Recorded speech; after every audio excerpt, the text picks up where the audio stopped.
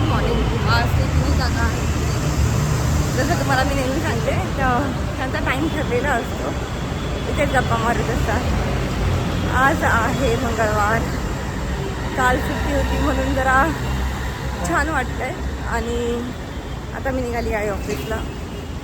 बघूया ऑफिसमध्ये जाऊन काय काय काम आहे ते. आज ऋषिका मॅडमने घेतली आहे सुट्टी, त्यामुळे जे सगळं काम आहे ते येणार आहे माझ्यावर.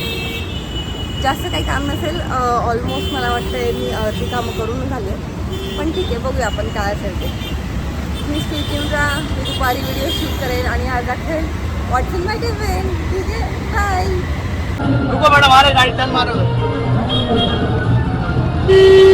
हॅलो, कसे आहात सगळे? मी ऑफिसमध्ये निघून आली आहे साकीनाका मेट्रो स्टेशनला. काम होतं, म्हणजे थोडंसं जास्तच काम होतं, पण ठीक आहे. कंटाळा आलाय. आज उपवास पण आहे. घरी जाऊन आता बघायचे मम्मीनी काय बनवलं असणार आहे माझा उपवास सोडण्यासाठी, त्यामुळे एक्साइटमेंट पण आहे.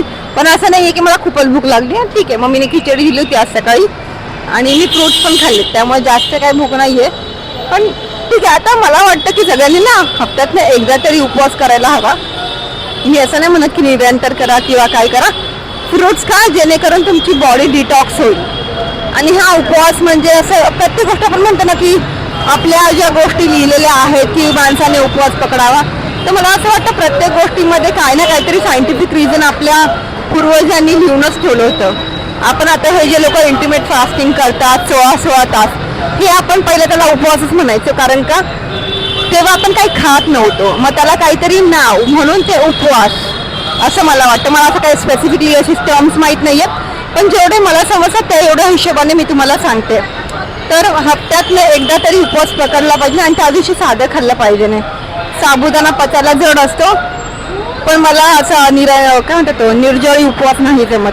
मी काहीतरी खाते. मागच्या वेळेस फ्रूट्स खाल्ले होते, ह्यावेळेस मम्मी होती म्हणून तिने खिचडी दिली, पण मम्मी नसली तर मी आपली फळच खाते जेणेकरून माझी बॉडी डिटॉक्स होईल.